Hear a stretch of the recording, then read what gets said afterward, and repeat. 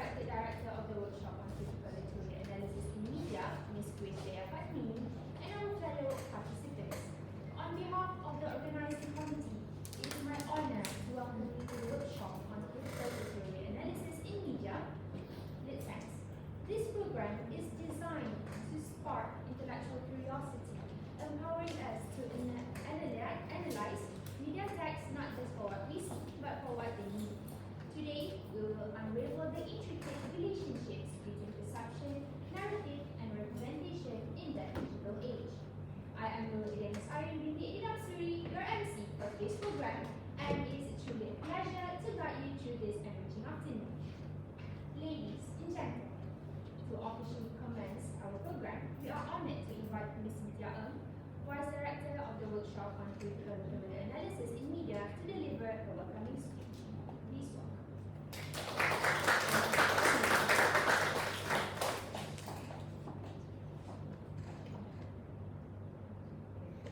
Hello and a very good afternoon to our honorable speaker, Mr. Megat, our hardworking director, Gerak, and all of our friends attending today, whether physically or online. Welcome back to our Litsense workshop on critical literary analysis in media. It's wonderful to see all of you again today. Last session we explored the world of music videos, where we learned about how visual storytelling, symbolism, and sound come together to create meaning. Today we move into another powerful medium, film. With that, I'm pleased to introduce Mr. Megat Sharizal, a gifted Malaysian actor, director, and filmmaker celebrated with commitment, versatility, and genuine artistry. With more than 2 decades of experience in the industry, he continues to make a meaningful impact in his work. We are very, very grateful to have him here today with us. Film is more than entertainment. It is in feature emotion, lyrical themes, character arcs, cultural messages, and creative choices that shape the way we see the world. Through today's session, we hope you will not only learn how to analyze films critically, but also sharpen your ability to question, interpret, and understand the deeper layers behind what you watch. To our guests and participants, thank you for being here and for bringing your curiosity and passion. Workshops like these thrive because of your willingness to think, to engage, and to challenge ideas. I hope today inspires you to look at films with new eyes and to appreciate storytelling in all its forms. With that, let us officially commence today's workshop. May it be meaningful, insightful, and enjoyable for all. Thank you, and let's begin.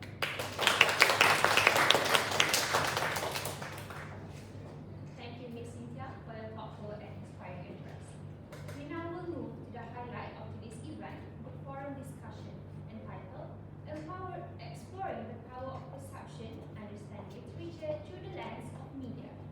This session will delve into how media and literature intersect to influence meaning, culture, and human understanding.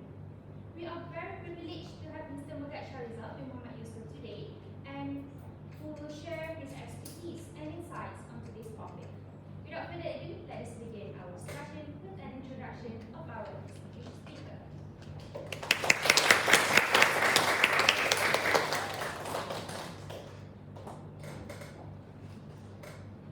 So let's have a brief introduction first. Mr. Megat Sharizal Muhammad Yusuf is a respected filmmaker, actor, and also a producer with over 20 years of experience in the Malaysian creative industry. He has played key roles in several acclaimed film projects, including Gerak Minda, Terbaik Dari Langit, Walid, and Gerak, showcasing his strength in storytelling and cinematic direction. His achievements include recognition as Calon Pengarah Harapan at the Festival Film Malaysia ke-33, Pengarah Terbaik at the 48 Hours Film Festival, and recipient of the Anugerah Class Jury at Festival Film Malaysia 2015. Frequently invited as speaker, jury member, and moderator, he continues to support and inspire the growth of Malaysia's film and media landscape. So it is an honor for me to have you here today. Thank you. So actually, I'm a bit starstruck here because to see an actor that I watched during my childhood, actually I just know that you will be the one coming today because I never know your real full name. Actually. So after this, we don't need to mention Megat Sharizal anymore. Yeah. Alright. Megat is fun. Because we always see him in our childhood movies. Yeah. Suddenly, seeing your face, I was like, OMG. OMG.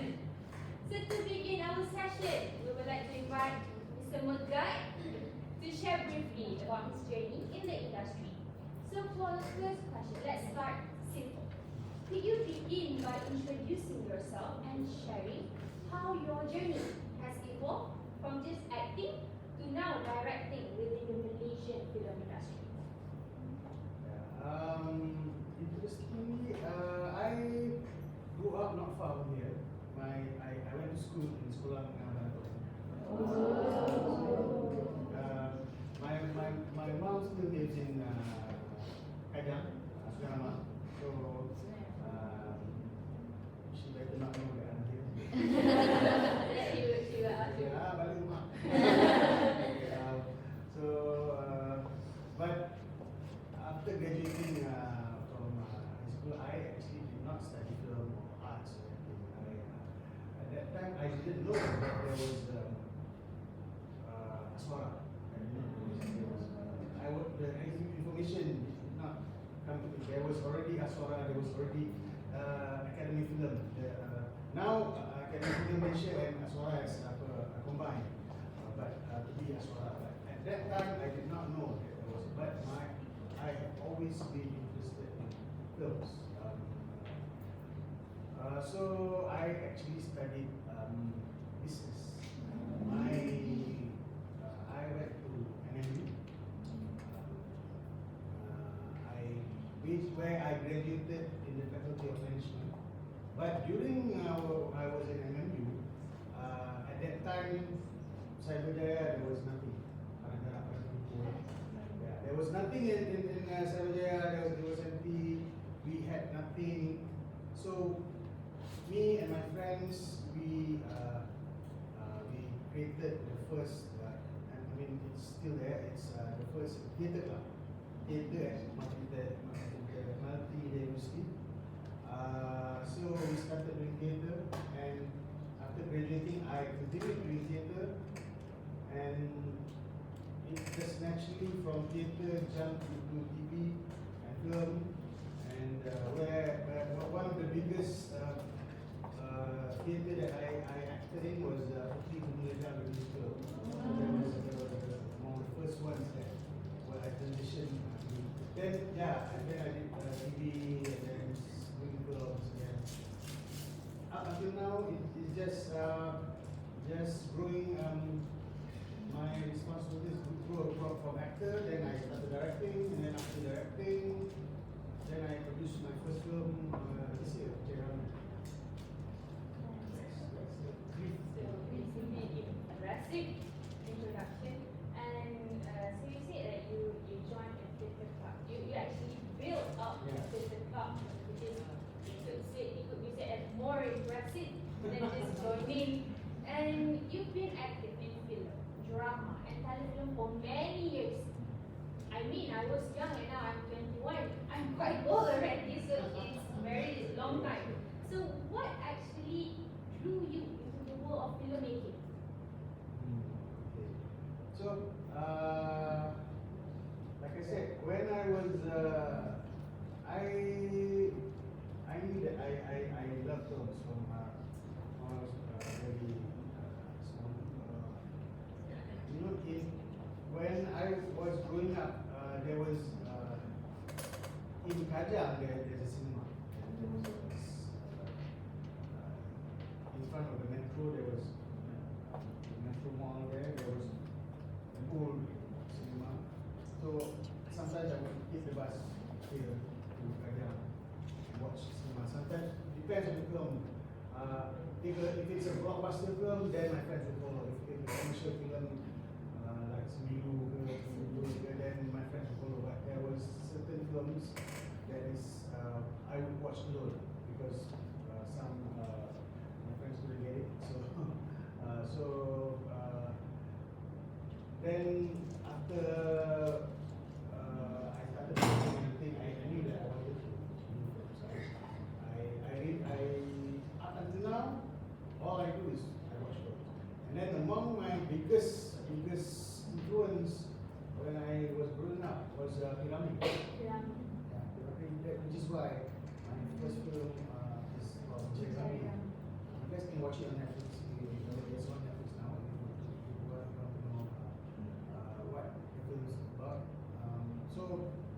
was a big influence in my life. I watched almost all of his films, except for a few films that is lost. But yeah, watching him, I just got inspired. Then I was thinking, okay, probably I want to do, because his films, like, I mean, what perception I mean, of literature, or whatever is going the power of perception. I mean, his films influence our society. His films shape our film industry. And his films also has many meaning, and it's so obvious that he is a big hit. I mean, his films are not empty. That's why I want to do. Okay, probably this is the way for me to contribute to society. Be a filmmaker. That's one of the ways of how you can do to. I mean, I know for a fact that probably I cannot be beyond it, but yeah, just do whatever you can to give something back to the society. I have to say that I really agree with you, like films, dramas, whatever that is showing on the television, it shapes society because people watch it, and especially in the earlier days, there were no phones, there were no TikToks and what. So films and dramas is all that we have. So from supporting roles and to leading Walid in 2023, how have your acting experiences shaped your understanding of performance, storytelling, and also production? Okay, so going back to that question, it's interesting because maybe some of you know the film Walid, and it was directed by the same director who directed the film Gerak. The reason why I was in these films was because I also have silat background. So during the film Gerak,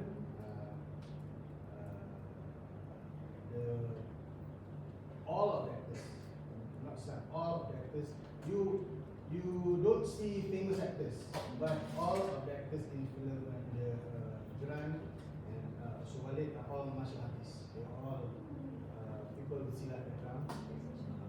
And so I was chosen to be the lead of Walid for the first time in my life. We shot it in 2022. Because of that, I am an actor with silat background, so combine those two, and you got the film Walid lah. So, but that film is not like Blood Brothers lah. Everything is not like. Continuing the question. How the experience has shaped your understanding? Yeah. So. Among those things, if you experience working in certain filmmaker, if you guys have time, you go back and watch Walid. Because this Walid films, Walid as a film talks about education. Walid, I play a teacher who teaches undocumented children. This is actually very fitting to talk in this class, this film, because I love playing that character because that character is actually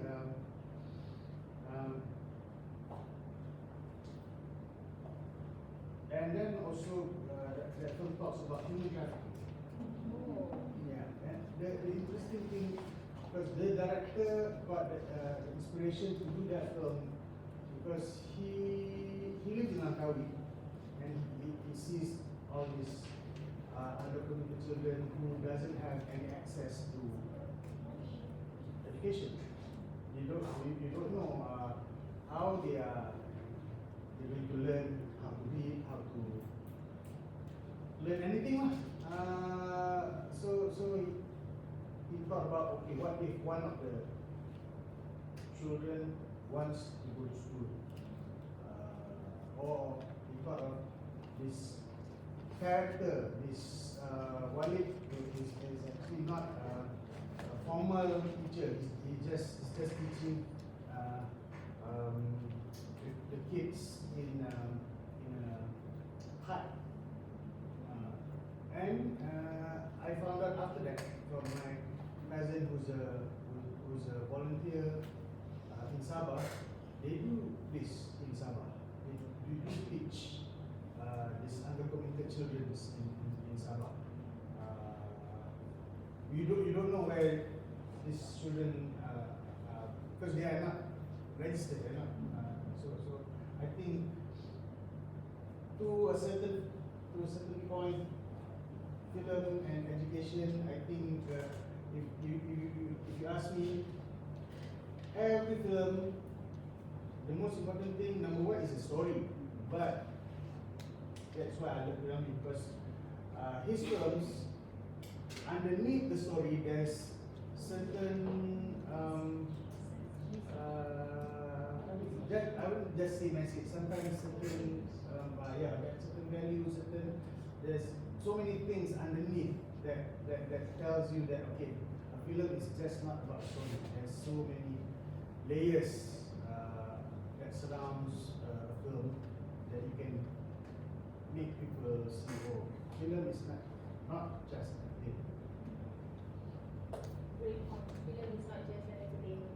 So, from your perspective as a director and as an actor, is there any particular film or project that significantly influenced the way you view the Malaysian film? I partially answered that. Why? Film. Yummy. Because Basically, the one that shows the whole thing. because when I was growing up, I lived with my grandparents. They have all the tapes. Before Okay, wait. the videotapes of Penang films, and I would watch it as much as I can. And these are because it's not just Irani, but my grandparents are also filmmakers. These are probably if we as a culture, as a society, we had cinema culture before, which is now getting lesser. Which means that in the late in the 60s, the 70s, our grandparents, they probably the source of entertainment is only cinema, so they have to watch movies in the cinema. So that's why they love movies, and that's why my grandparents they had this collection, and I would watch it. And it's not just Iranian movies, other movies like Western movies, and so this early, and they would tell me, okay, watch these movies, which is usually the more I would say more quality movies, more films with thought, not just film for like I said, it's not entertainment. So even from a young age, I would watch all these movies. And then when I say about film movies, because when you're small, you watch it.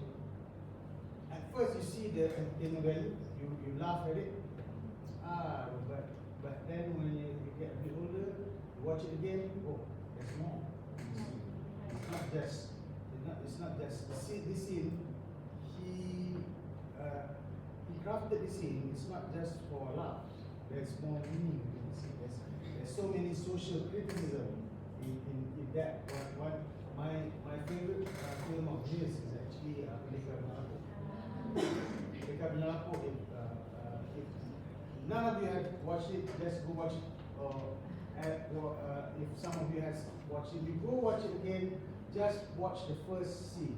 The first scene alone has a lot of social criticism. It talks about our society, even until now it's still relevant. How the different social class, how the working class is treated versus how the T20s are treated. So you can even from the first scene, and it is very obvious, very apparent in all of his films that he talks about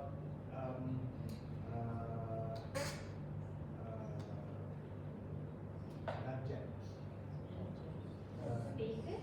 Yeah, status quo. Yes, the status quo. In all of his films. So basically pyramid. Yes. And Yeah. actually I have my own experience with pyramid as well. My grandfather is a big, enormous fan of pyramid. And the tapes he said, actually I used to see that, but I never know how to use it because I just watch and and I just sing with the song. But no, and he said that I think we gotta watch it again and see again the values. And I think that's enough for the introduction, and we will now go deeper into the discussion. So for the first question, sir, throughout your acting career and also your experience in directing, how do camera choice, such as framing, angles, and also the movements, how those things shape the film's emotional tone and guide how the audiences interpret every characters and the themes of the film? Yes. Is this connected to the internet? Yes. Can we just before we go into all that, okay? Let's I think let's not treat this as a class. We can be more casual. If anyone of you feels you want to interject, you want to ask questions, please, there's a guy. I'm not a teacher. Saya tadi bangun tadi macam can you just search YouTube?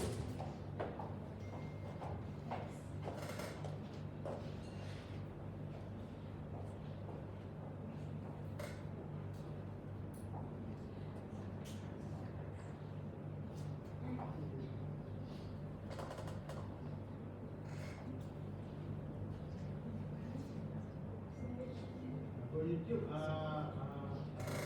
Being It short film. BINGIT short film.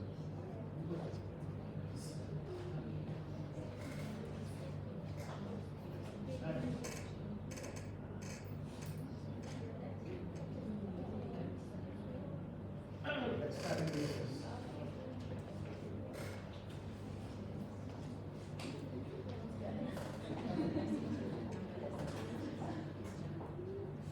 Audio. Pause tidak.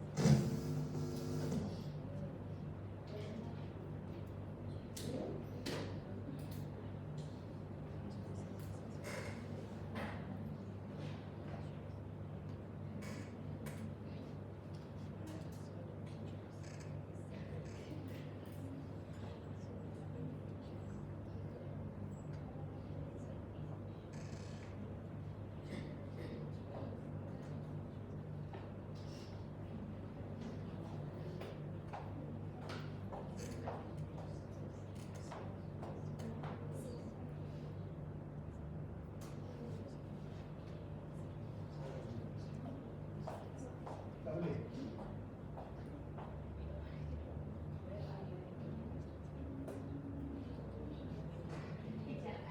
Okay, tak apa. Sorry first. Because whatever the question is, it relates. I mean, I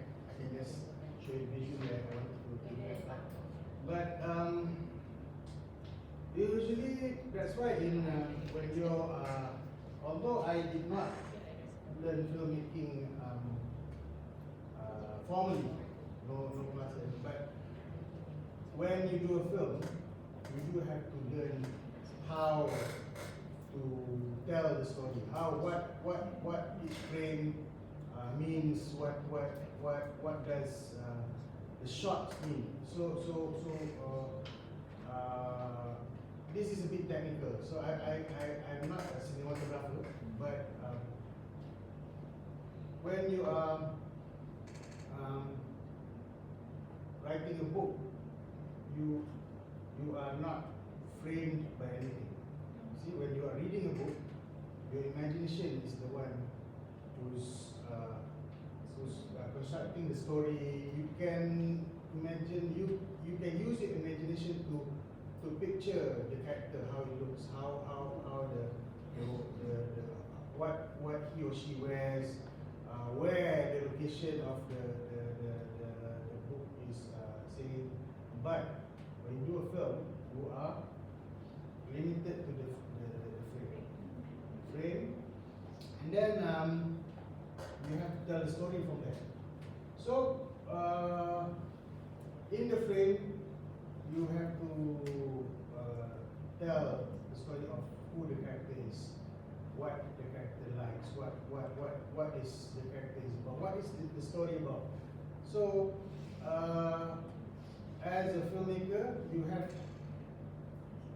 your work is within this frame.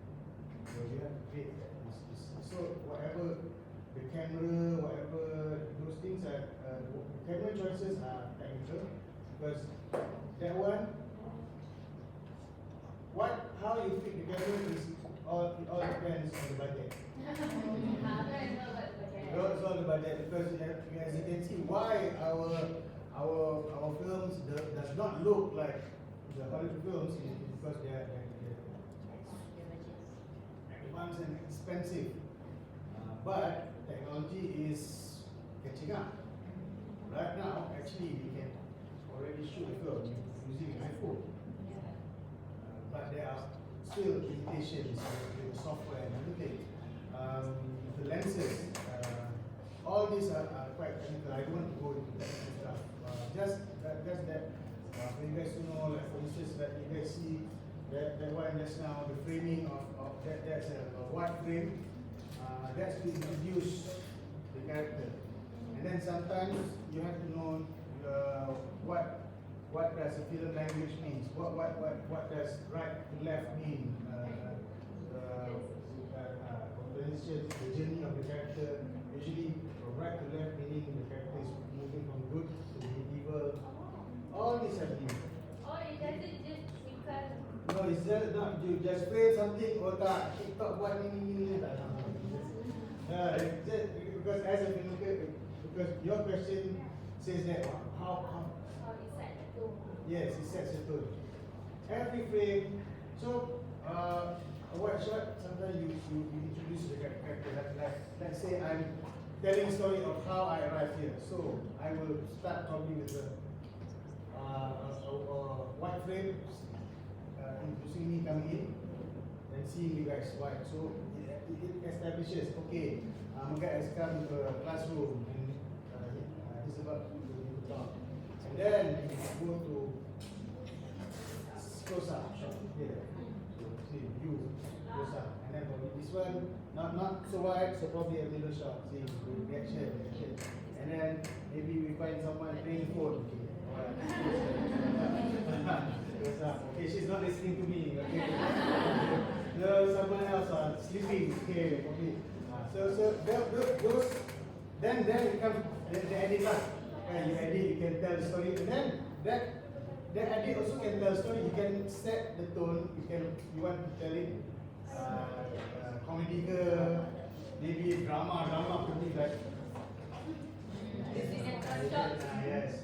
So that's how framing tells a story. How a camera, the most important thing for a film is the camera. The camera tells you how the story is,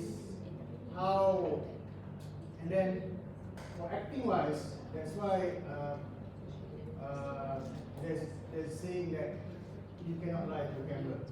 Usually that's why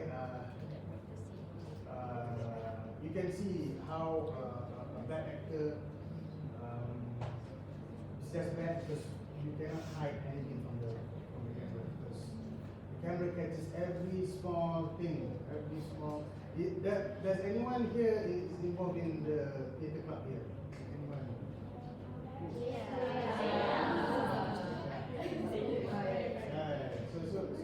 So yeah, I mean,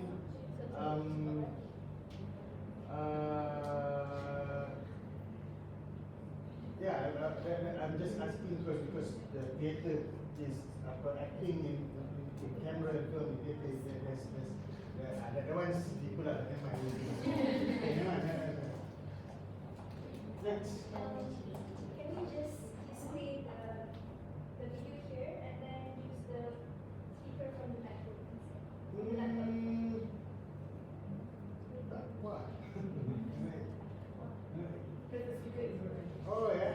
Oh. So then it's Yeah. No, it's okay. I thought that was it. We can only video. We can still project it, but Oh, the sound will be from here. Okay. You try. Okay. Just.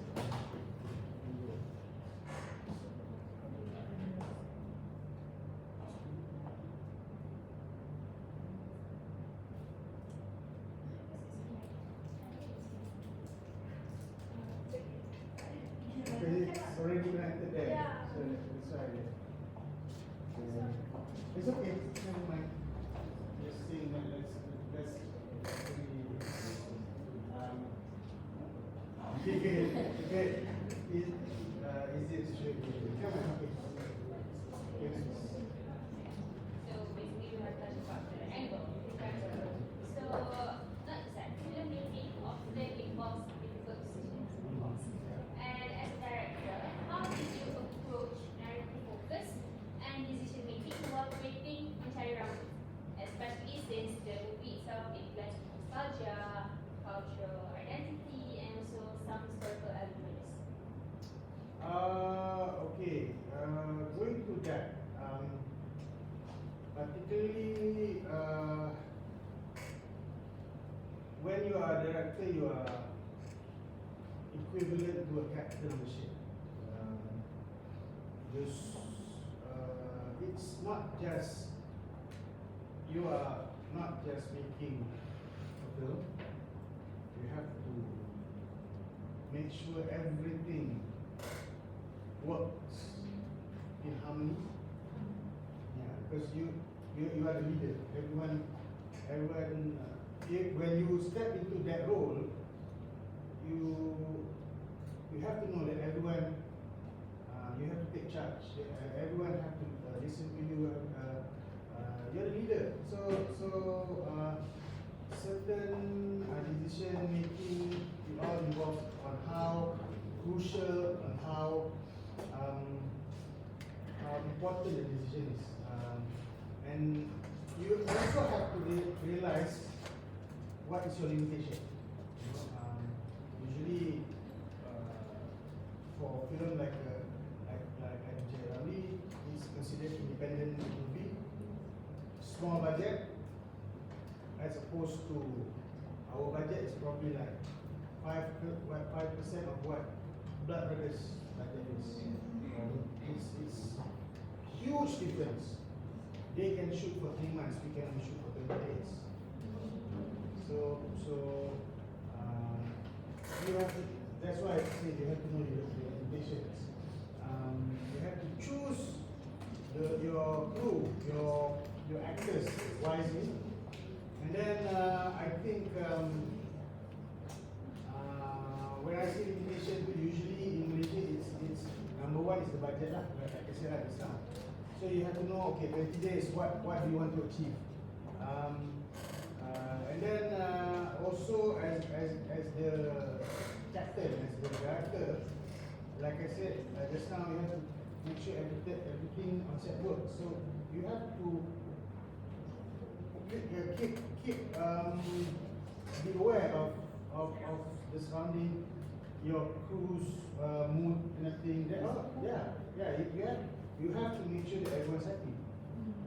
In order to make not happy as in happy, yes, everyone is comfortable, the working condition is comfortable, no one is overworked. So it's not just about making that film. It's everything that's in, and then sometimes you have to know how not to panic in making. Sometimes I have never been in a film where nothing bad happens. There's always something will happen. And then among the number one thing that you cannot control is the weather. Like last week, I don't know lah. I kesian the film that was shooting last week because it rained non-stop. So sometimes when that happens, you have to improvise. You have to change your. When the script says it's bright sunny day, suddenly it rains. How? That is one thing that you cannot control. So you have to make a decision. Okay, what? Either you wait, which means when you wait, if you want to wait, it will take more time and it will cost more. Or just change your script, change your. These are kind of things that happen. So you have to wait or shoot or change or improvise. You have to make decisions. All these decisions you have to do it. And when I say you have to choose the people around you wisely, also that means that sometimes if you have your assistant, your actors who's very good, then it's easier for you to make the decision. Usually for a director, you have an assistant director. The assistant director is usually the one that controls the set, where the director controls things creatively.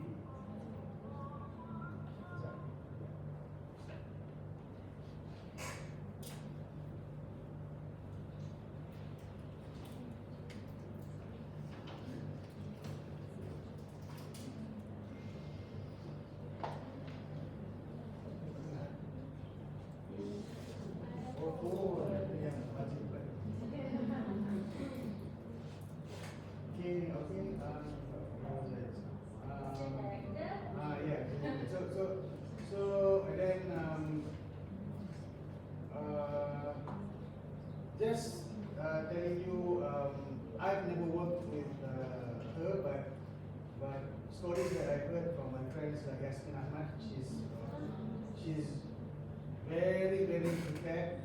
So usually the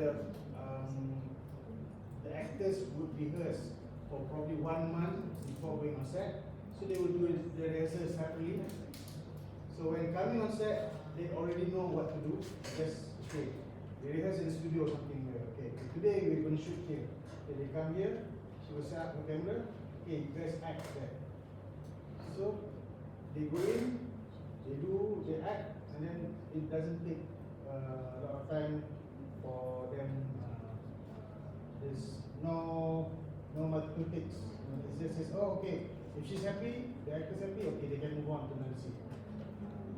Sometimes if you don't do that, it will take time. Oh, you get to set, then you're gonna, what to do? Okay, then that takes time. And then sometimes again in a filmmaking, there's so many components are involved, which is things. You not just go there, you patch up camera like this. Yeah, no, lighting and everything. All this plays an important role. That takes time. Usually for a big film. For a blockbuster film, they might probably shoot 1 scene or 2 scenes per day. That is a film. If drama, TV drama, they might go to like 10, 12 scenes per day. That's TV dramas. It depends on what are you shooting. TV drama that can, in fact, there are certain dramas that can shoot until 30 scenes per day. That one is. You can see like you can see it in the shots. You can see it in the lighting. You can see it in the because again time to shoot film, you have less time to shoot TV drama. So TV drama you have to shoot like 10 episodes in 1 month. So yeah. Yeah. Yeah. Different medium, different takes different. Like the TikTok dramas usually you can shoot 10 days for 100 episodes. 10 days, 100 episodes. Yeah, because it's one episode like 2 minutes, right? Yeah. So they shoot like 10 episodes per day, then shoot for 10 days. And then the location is usually if you watch the TikTok dramas, vertical dramas, the location is also always the same. So you can shoot it everything in that space for 1 day, and then okay, and then yeah, and then you can see clearly that most of the actors are not trained. So yeah. So Actually, I have one personal question, if I may ask. Who are the actor and actress that you really want to work with? Because you keep saying like, oh, we need to choose our actors. So, who? Your dream. In Malaysia itself, I've achieved that dream when I casted Sophia Jane. I actually from when I was young, I was small. When I saw her in the first film, she's like my idol. And usually people say there's a saying, don't meet your heroes. That is partially true because sometimes you meet someone that you idolize, and you meet them in person, and you realize, oh, okay, sometimes maybe some here is a big fan of, let's say, Arifin. Then you meet that person, he is not like what you imagine him. I'm not saying he's a bad person, but we are not friends, we are acquaintances, but there are certain, maybe like you meet like Sam, maybe they will be nice, maybe they're not. I don't know, let's say I don't know. But Sophia Jane is one of the people that I met. She's like, okay. This is what I expected. We became friends, and then one day when I meet Jeremy, I told her, I made this film with you in mind. No one else can play this role. And then she said yes. So that's, then apart from her, I don't know. In Malaysia itself, I would love to there's not many people that I want to work with. Yeah. Because the best so far I've worked with Beto. I worked with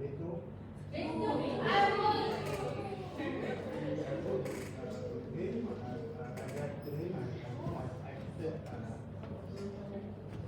Berapa hari bayar langit? How about you? Berapa hari is a friend, it's a good friend. As I said, I've managed to work with the so far the best films. Who else? Tony Su is in Thailand. Yeah, so Tony is, yes, yeah. Because Tony is, we've been friends for so long, so, but he fits the role. Number one, yes, after you asked me who do I want to work with, but sometimes if there's so many people that you want to work with, but there's no role, this is for casting. If that person is not suited with the role, then why force it? You have to like Tony suited the character in Gerak Minda, and as a matter of fact, these two people, Tony and Sophia Jane, was the only actors that I considered for the roles, and they said yes. So yeah. Yeah, I'm trying to think well, but No one loves you. Yeah, no, not right now, but yeah, probably. Okay. Uh, Lot of things can be concluded from there.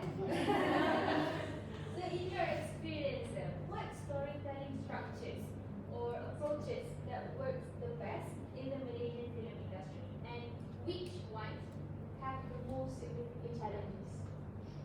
Okay, this one is a bit tricky because it depends. I think when you say what works the most, it depends on what films you want to tell. Because right now, as you guys know, the films that sell in Malaysia are action films. We have the number one film is Makila, number two is Blood Brothers. And then the rest is probably a mix between action and horror. So these are the genre that sell. Either they're good or not, it's that subjective. Not subjective because for me, this is an anecdote that I like to use because for me, films are like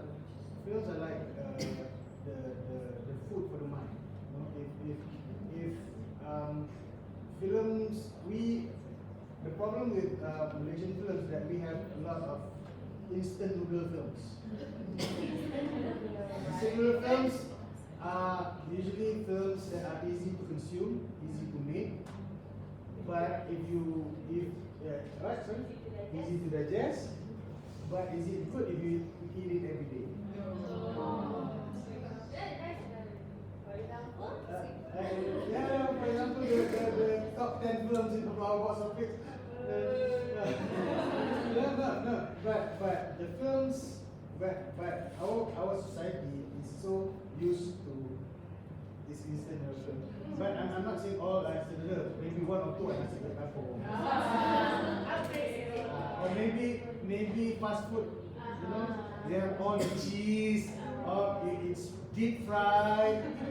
You know, I know it's lunchtime, sorry. But eating this deep fried cheesy food too often, is it good? Yeah. Alright. So if the society is so used to eating fast food and then suddenly you introduce salad, they love it. It will take time. So there's an anecdote that I love to use because I think that Malaysia, specifically Malaysia, I think we are so used to, and our appreciation of the arts are very, it's different from, let's say, Korea, South Korea, because South Korea, they've instilled their culture. What they did 20 years back was they stopped outside films from coming into South Korea. Which means that when you go to watch a Korean film in the cinema, all films are Korean. Here, you go to the cinema, out of 10, 8 would be outside films. It's Indonesia is the same. In the 80s, they still export Malaysian films. They did bersama with Malaysian, but in the 90s they stopped it. And right now, our films, even films like Blood Brothers, try to go there. It didn't sell because the biggest cinema chain in Indonesia, like let's say in Indonesia they have this cinema chain called XXI 21 Cinema 21, which is the TGV and GSC of Indonesia. They don't accept Malaysian films. So if the biggest chain of cinema does not accept Malaysian films, how are you going to sell Malaysian films in Indonesia? People are asking, kenapa kita punya film tak jual di Indonesia? Because they don't accept us. But this year, Malaysian films in cinema, probably there's 60, but there's 140 Indonesian films in Malaysia. So that's how big difference in why even then, there's the division of market. We have the Malaysian market, we have the Chinese market, we have the Indian market. So our market are not integrated. So these are why our films are not only certain films that sell. You know, when you ask, so why, how to, which one is very subjective. To answer this question is so hard because certain people, you have to see what their background, what kind of films that, because, and then one of the biggest challenge today is, of course, to be Netflix. So you instead of that's one thing. Another thing is, okay, tak ada Netflix, Telegram lah. So semua pelabuhan ni. So it's for us, the local filmmakers. Sometimes that's why you see certain filmmakers do repeat the same genre. You see action films, you see horror movies, because these are the easiest films to sell. So if you see people doing, I'm not going to say art film, but it's film more with more substance, more things to say. Like recently, there's a film called Machai. From the director has won the Festival Film Malaysia 20, I can't remember what, 2018. Jagat, that film Jagat is a Tamil film. It's a very good film that talks about our society. Recently he came up with film Machai. It didn't sell, and I'm just going to help my friend here. You guys, if you guys have time, starting this Thursday, there's a film called Nina Bao. It's a Sabah film. The director is a lecturer in UiTM. She, female director from Sabah. The premise of the film is very interesting because the story is about a Kadazan girl who works in KL and came back to Kota Kinabalu, and then the problem arises because she doesn't know how to tell her father that she has converted.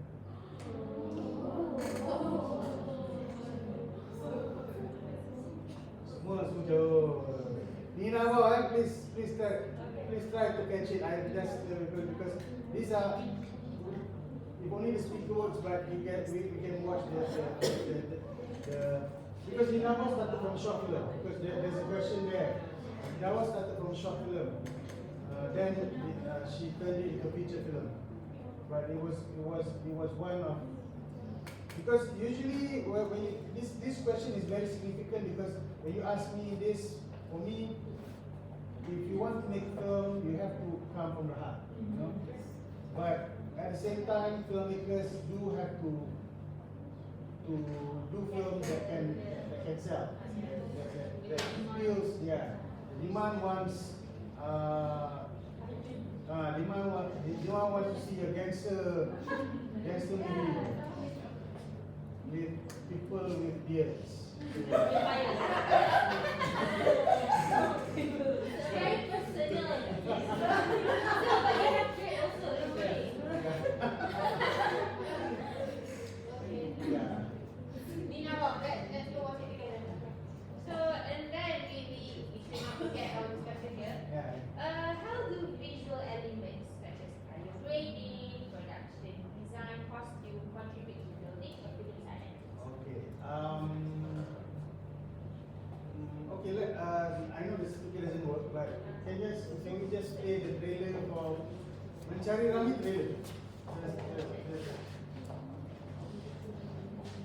It's better with the Yeah, the visual. Yeah.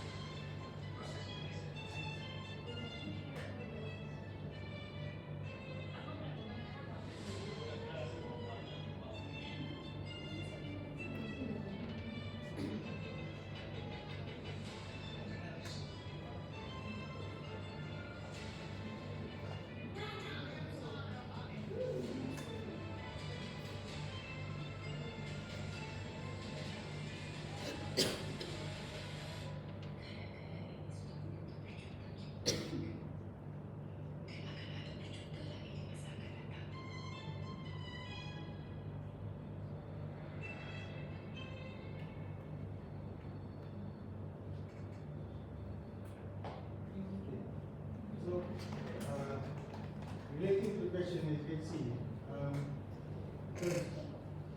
the film generally is set in the year 1973.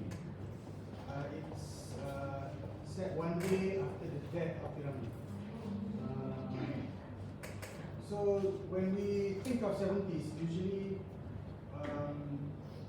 in films, 70s we see not in black and white, but we see usually the faded colors. But when I did this, I think no, I want my film to be colorful. Colorful because I think 70s was a very colorful era. Because I had to ask my grandmother, my mother, how was it living in the era lah kan?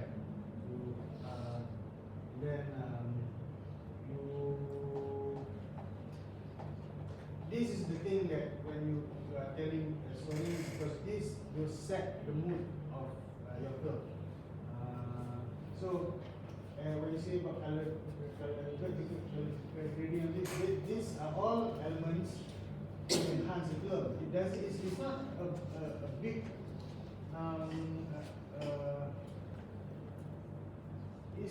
it's not just the color cantik makes the film, but the color, the shots, the lighting will set the tone of the film. What kind of film?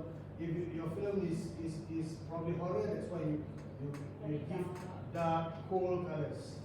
And for me, this film is all. I want to shoot the 70s era. I want to, and then each of the characters, if you guys go and watch it, each character have their own colors. Because certain colors represent certain moods, represent your mind, represent like, for instance, you guys noticed that I was also in the film. Why I was acting because budget dah cukup. But the character I play that film is the antagonist. So his colors are usually red because that red or purple or strong colors because that represents anger. Anger represents greed, represents strength. So this and then in the film, this I think this question is more about what production design, what is a production design, because in the production design, and as you can see how in the background the set, the car, location, all with the costume here, all we had to make sure that it's authentic as possible. We have to study. Like for instance, 1973, what fashion was in? People always ask why there's no bell bottom. No, in 1973, bell bottom is not popular yet in Malaysia. It's early 70s. It's mid to the end of 70s. That's where that fashion is popular in Malaysia. It's popular in the West, but not popular here yet. So these are the things. These are the details that you have to study to make sure that you cannot just put in. Yeah, even the cars. I think I told the production designer, the set designer first, say to make sure the cars, because I can see certain films that says it says in the 50s, but the car that they use was only built until the 60s.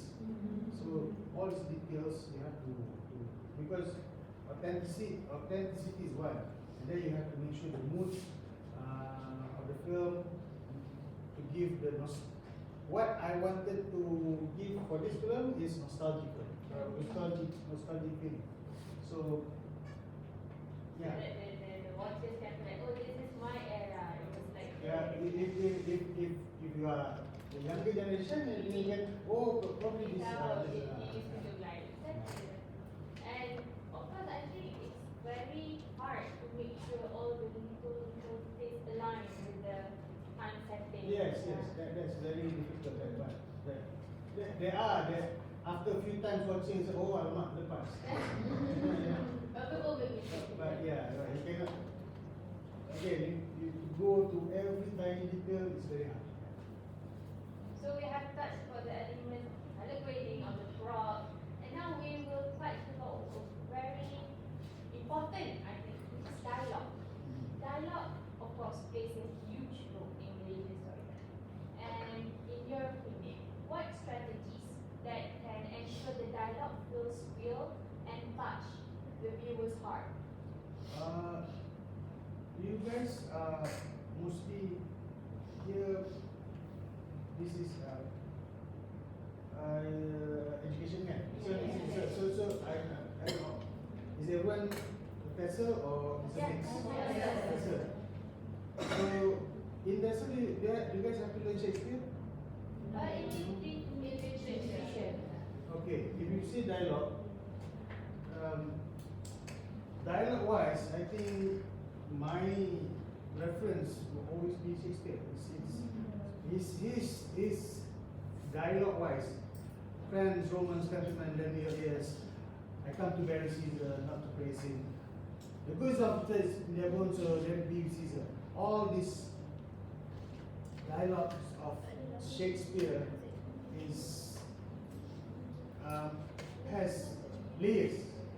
You know, in what the few sentences that I quoted just now, that was from Caesar.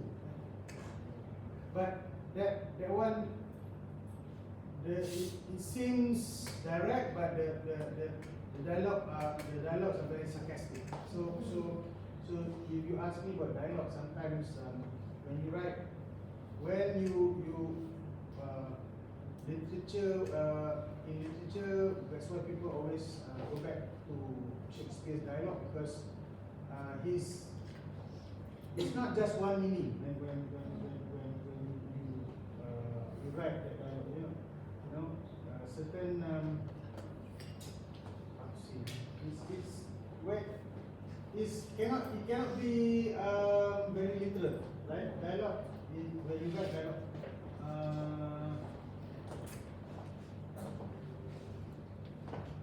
Yeah, if you can tell a story, if it's too literal, then just the scene becomes one layer. It just aku nak makan, makan. Itu je. So yeah, rather than if you introduce a character, but whatever it is, sometimes you have to know that film does not have to rely on just dialogue. You know, because film is a visual medium. When you just now, when I showed you guys a few scenes of that short film vignette, just now, there's no dialogue. But it's enough to see. Oh, this character that just now Amirul was watching is he is interested in the girl. That's it. That's the dialogue that's playing in his mind. So yeah. To you, the body language is the best dialogue. Yeah, the visual. The visual. How to start it. Yeah. There's also saying in film, so you have to show, not tell. Just show, not tell. People can read so many things from just showing. Right, a lot of things. Yeah. So dialogue we have types, we have color grading, and last but not least, sound design. So the sound effect, the music, so the song, the background song, it is a major component of the cinematic experience. So in your opinion, how do music and silence enhance storytelling and influence how the audience interpret in one specific project? Yeah, this sound design, scoring, everything is because I think that's why watching a film is an experience. You know, it's you're just not watching a visual, you're also hearing, and usually that's why watching a film in the cinema is important, because you will be getting the whole experience visually and also audio, everything lah. Kan? So that's why I think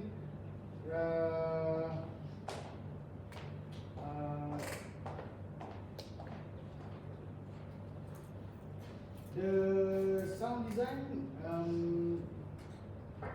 enhances the more to give you that full experience. I think this one is usually that's why film sound design is very more full if you listen to a film as compared to if you just watch TV series, because you have to go to this whole process. You have to go to a sound mix to make the level, to give you a full experience of the sound. Because if it's an action film, then you have to get all these details, and then also the music helps to enhance the mood and everything. Yeah, and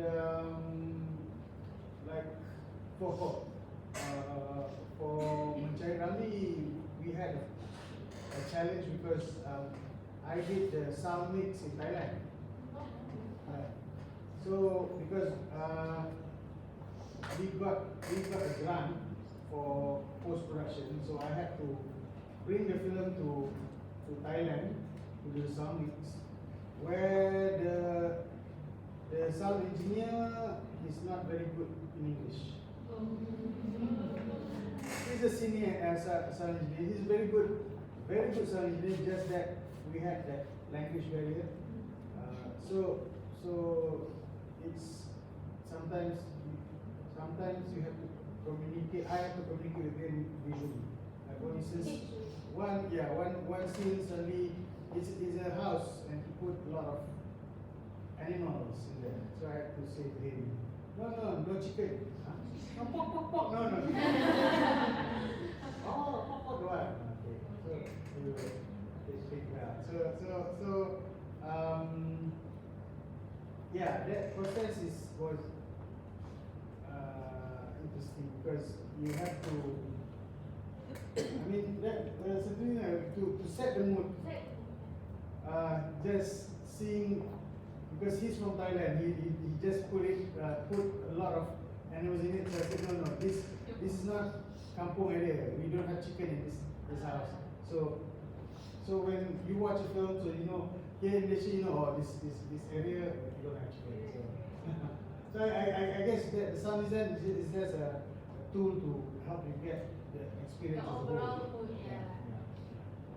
So I guess that's all for the deep discussion for today. I would like to say thank you so much, Mr. Megat, for the valuable insights shared so far. And as we approaching the conclusion of this session, I have a few final questions to deepen our understanding. So, well, the first one, with your experience directing specifically Mencari Ramli, what advice would you give to the students who will want to create films with strong themes and also cultural message? My first advice, what I can say is, if you guys want to make films with the objective to be rich, though.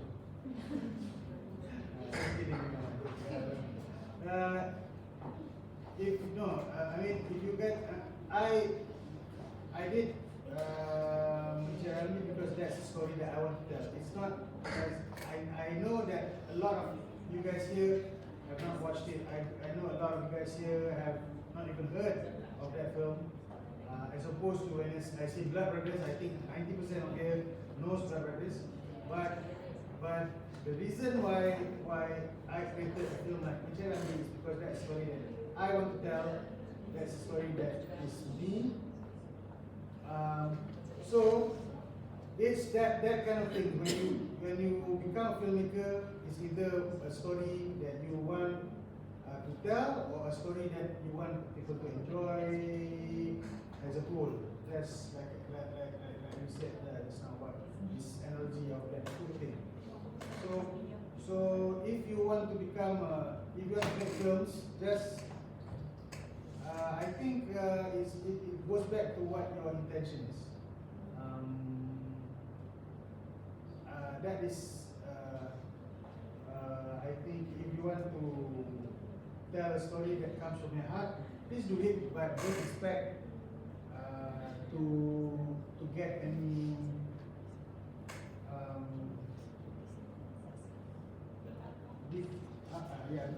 probably you any keuntungan profit. Yeah. If you tell a story, you won't tell probably don't expect to get a profit, but if you want to tell a story for people just to enjoy, probably that can get more attention, more profit. Again, back to what your intention is. So probably that's So basically we should know why we want to do it and who is our target market. Right? yeah. If we want to target a bigger audience, then we should do fighting. Yes. Something simpler, something people like it's like the energy is that's Something always- insect. Yes. Okay. And the last one, in the Malaysian films, among all the Malaysian films, including maybe your own projects, which one that you believe serve as the strong models for classroom analysis or education? Education, I think my personal, I have to say, is probably these two personal favorite is for me. You guys have to watch Terbaik Langit and also because try to watch Gerak Minda. I guess I think because for me this and probably the more recent ones for me is probably Majino. I'm in that film. Yeah. Where? I remember seeing it. Yeah, good. Yeah, I watched Imagine like 3-4 times. Yeah, where? Where in the cinema 2 times. Which scene? Okay, but no, for education, I think this kind of film because for one, like you have elements of talking about algorithm, and then I think for there's also I think that film Redor, that film is about autism. These films that I mentioned, if you say about education, I pointed it out because I think, like for instance, films like Redor, we don't have a lot of films like this because when I've done a telemovie about autism, but again, this kind of films, no, not a lot of people have watched it because when I did research about autism, you can see that there's still many people are not educated about what autism is. So I believe that this kind of films needs to be watched so that we are aware of even what mental disability is. What is that's why I pointed out or probably like imagine not just because it's a good film, but it's also there's an element of education about Alzheimer's in the film. Then I refer to Jeremy because I wanted to give a bit about our film history in that film. And then Basically all those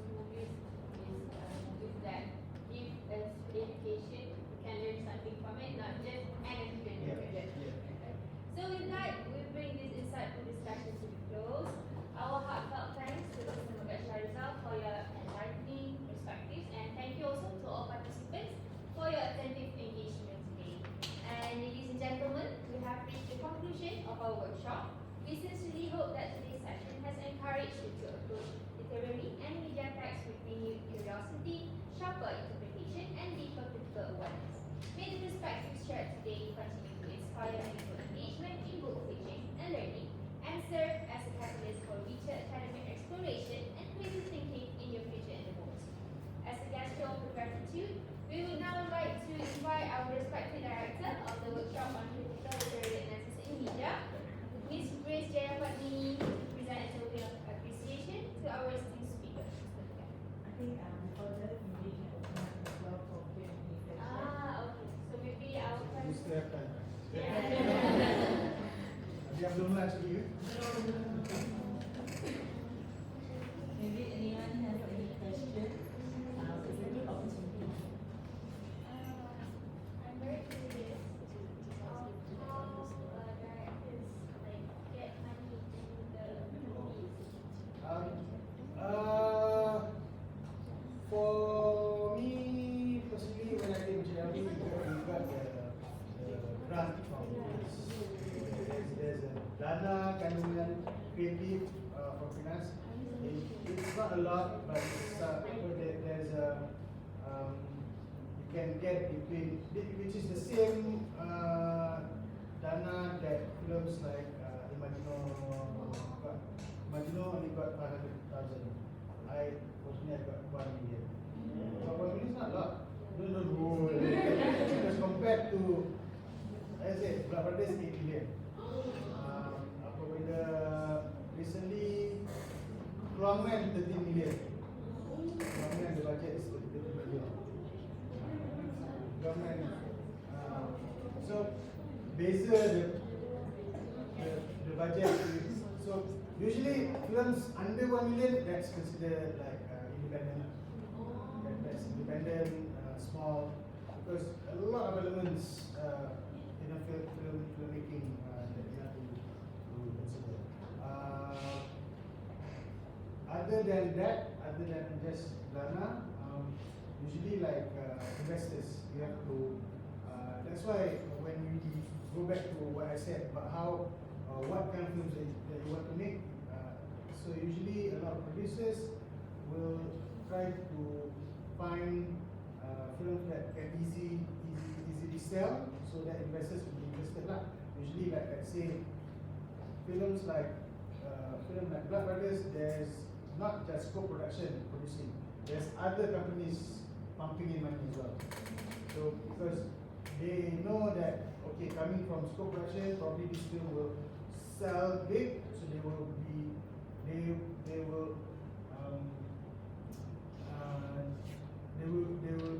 to invest. No matter 2 or 3 million, then they know probably this film will sell, then our profit will be big. So usually making a film is actually I would say high risk, high profit. If the risk is very high, but the profit is also very high. If the film sells, it sells really well. Also, do not be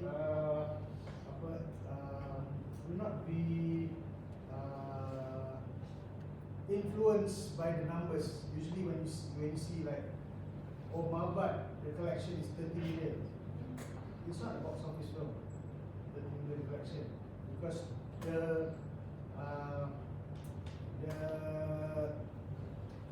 the cost of making Mabat was 20 million. So, if Mabat wants to break even, the collection needs to be 60 million. Why? Because when you sell a film, the collection have to be shared with the cinema. So, and it's not the cinema takes more than 50%. Yeah. Cinema takes more than 50%. So it depends on how long it's showing the cinema, but longer, bigger portion of the cinema. So probably, so that's why I said you have to make 3 times what the cost of the film just to break even. Because apart from sharing your collection with the cinema, you also have to pay tax, Okay, so if the film costs 10 million, you have to pay 20 million. So if the film costs 1 million, you have to pay 3 million in order to even break even. So, but if for films that gets a grant, then that's less risk lah, because there's no investor. Finance just gives you the money and they don't expect anything else. But that's the taxpayers' money lah. So that's how we get. Usually when your film sells, then it's easier for you to find investors. Yes. Hi, good afternoon. I'm Kelly. So, when it comes to censorship in Malaysia, we often look back to LPF, right? So Yasmin Ahmad has created a lot of films that earlier did not pass LPF, like Mualaf and Sepet. But eventually, when it went out to the public, it did get a good amount of and it did spread a message. It did touch hearts. So, is there any films that you are thinking of, or you have it in your mind, some stories that you would like to share, but you are worried that it wouldn't get past the censorship board, that you think could actually have an impact? Or how do you write your stories around the LPF? You know, it's very strict and rigid. Thank you. Very good question. One thing that you have to know, Yasmin Ahmad's films that did not wasn't actually successful in the cinemas. The collection Not was in the cinemas, but only now. But it's as for film itself, it had a huge impact. Yes, I think everyone knows the films, but just that when all the films, when they were shown in cinema, they didn't make but talking about censorship, this is the tricky part, the thing about Malaysia, that sometimes you have films like there's a film which was made before which is called Mariam, dari pagi ke petang. I don't know if any of you heard of it. It was made 2022. It hasn't come out until now because the producer, director is very worried about LPF, because the film is actually, the premise is simple. It also features Sufjan as Mariam. The film is about this Andartula. She's 50 years old. She wants to get married, but she wants to get married to an African guy. And the process of getting married is very hard for her. Just simple, she wants to get married. She's 50 years old, she wants to get married. Right? The story is about that. She wants to get married. She goes through all these challenges from her father, from the Jabatan, Islam, everything. But I've seen the film, not in the cinema, of course. It was a private screening. They were afraid about the backlash there, because after what happened to, I think a lot of you guys know about Megat Sharizal. Yeah. So a lot of films are afraid, but I think there are certain ways, because I think this is just me personally. Megat Sharizal is actually a terrible film, but not of the issue of it, but as a film, the filmmaking was technically everything wasn't very good, but because the issue that they presented, it became controversy. You know, and then, it wasn't even out in the cinema. It was only in the OTT platform. They had to be taken down because of the issue. Apparently, but it doesn't matter. I mean, it doesn't matter how good the film is. Usually, because LPF is not under Kementerian Komunikasi. LPF is actually under Kementerian Dalam Negeri. So FINAS and LPF doesn't overlap. So FINAS doesn't give a damn what LPF does, and LPF doesn't give a damn what FINAS does. So they are just doing their job. And people say, well, why FINAS doesn't know? FINAS has nothing to do with LPF. And then I think even the rules in LPF are also not consistent. So certain things that probably if you want to make a story, I think Yasmin had a fine line, very thin line that she when she does the films she doesn't cross it. She tries not to cross the what I think. This is me personally. I just don't know that I think that when Gerak Terbang tried so hard to do that they crossed the few lines, but Yasmin didn't cross that fine line. That is beautiful. So her films are very beautiful. It's very certain things that she wants to convey are very subtle, but yet it's still powerful. So I compared it to film like Gerak Terbang because I think there are certain lines that they cross that they shouldn't.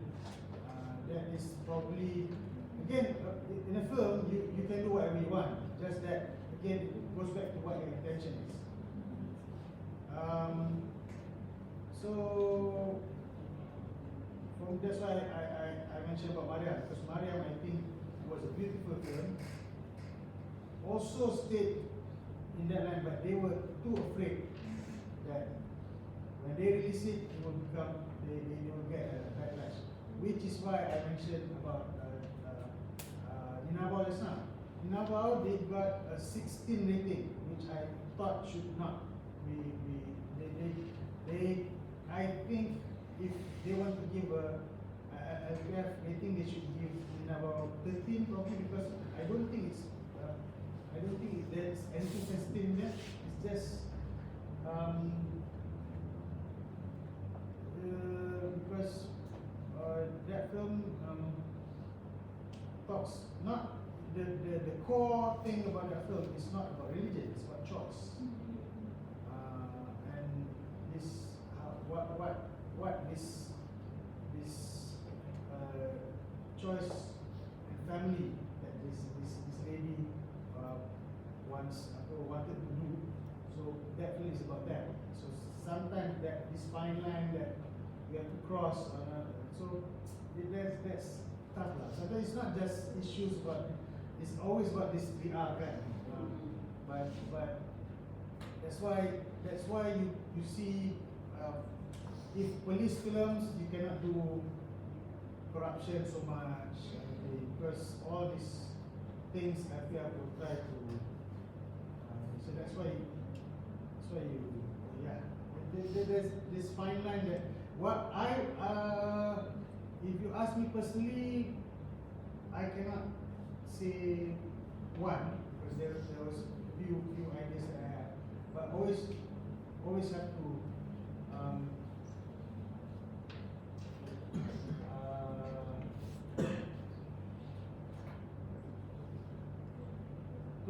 find something that, like what Yasmin did, just very subtle, not too in your face. That's the challenge that maybe I can point out to how Iranian films did it, because people sometimes here you can hear people say, hey, why Iran films are good, although they are oppressed and they have so many limitations. Number one is in Iran, they only allow Iran films. They don't have outside films. So if you want to watch an Iran film in the cinema, you have to watch an Iran films. Or if there's an outside film, they will censor it, or they will make sure that there's no sensitive topics. But if you watch all Iran films, all the good ones, they don't cross this. They tell the story very subtly. So I think these are one way you have to look at how to tell films, because I think Iran films are very powerful in doing that. They use metaphors, they use symbolism in the film, how to tell certain things, sexuality, religion. So to face LPF, I think that's how you have you as a filmmaker has to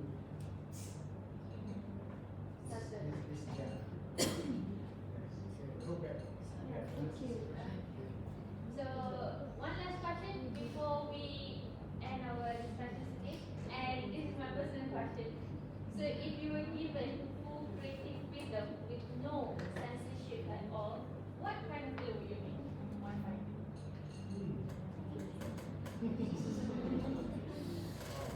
That is, it's, I think, sometimes that's the thing. With this limitation, your film can be more creative. But if there's no limitation, I would love to do maybe a political thriller, something like that. That is probably we won't have that kind of, because number one, it's hard to do political movie here in Malaysia. But number two, I think if you do a political film in Malaysia, no one will watch it.